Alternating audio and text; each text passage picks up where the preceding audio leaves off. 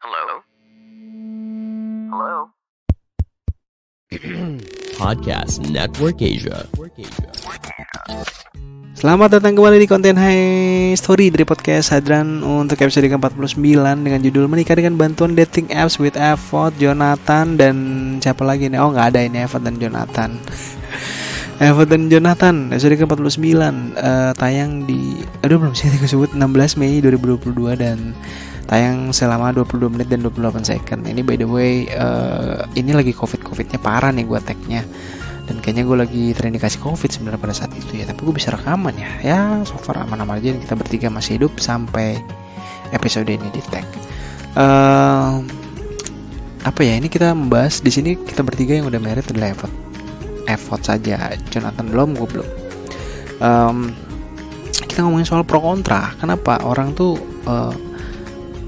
cenderung apa ya, malu kalau misalkan kita nikah dari dating apps gitu. Padahal kan sebenarnya udah banyak juga contoh kasus yang menikah dari dating apps gitu. Why not gitu kalau emang lo ada rasa cocok dan ya udah go ahead lah gitu. Tapi banyak orang yang malu, terutama mereka yang ngerasa kultur adat itu lumayan kental kan. Kayak biasanya kalau adat tuh suka diceritain, ceritain dong dari awal perkenalan dan segala macam. Dirasa itu tuh tidak pantas gitu kalau diceritain di keluarga. Nah, ini perspektif tentunya tiap orang beda-beda. Kalau Evot dan Jonathan kan orang Batak, gue Bali Jawa. Jadi kita punya perspektif yang beda-beda. Nah, kalau kalian siapa tahu nih ada yang kasusnya mirip-mirip, terus kurang lebih galau, bingung, perlu nggak ya gue tuh ceritain soal ini dating apps, ataukah gue harus ngarang-ngarang cerita?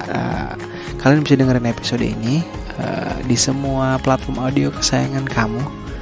Ada di Google Podcast, Apple Podcast, Spotify, YouTube, Noise, Varsity Plus. Kalau kalian mau kasih feedback juga bisa ke Facebook, Twitter, Instagram, TikToknya @podcasthadran, atau kasih feedback bisa DM gue di semua akun sosmed tadi. Atau bisa juga kalau kalian mau jadi narasumber dan merasa punya cerita yang oke nih, kayaknya kita perlu dibahas nih. Nggak usah harus oke sih, apapun itulah gue terima ceritanya. Bisa via online atau meet up juga boleh. Langsung aja hubungin gue ya. Akhir kata gue pamit dan selamat mendengarkan. Pandangan dan opini yang disampaikan oleh kreator podcast, host, dan tamu tidak mencerminkan kebijakan resmi dan bagian dari Podcast Network Asia.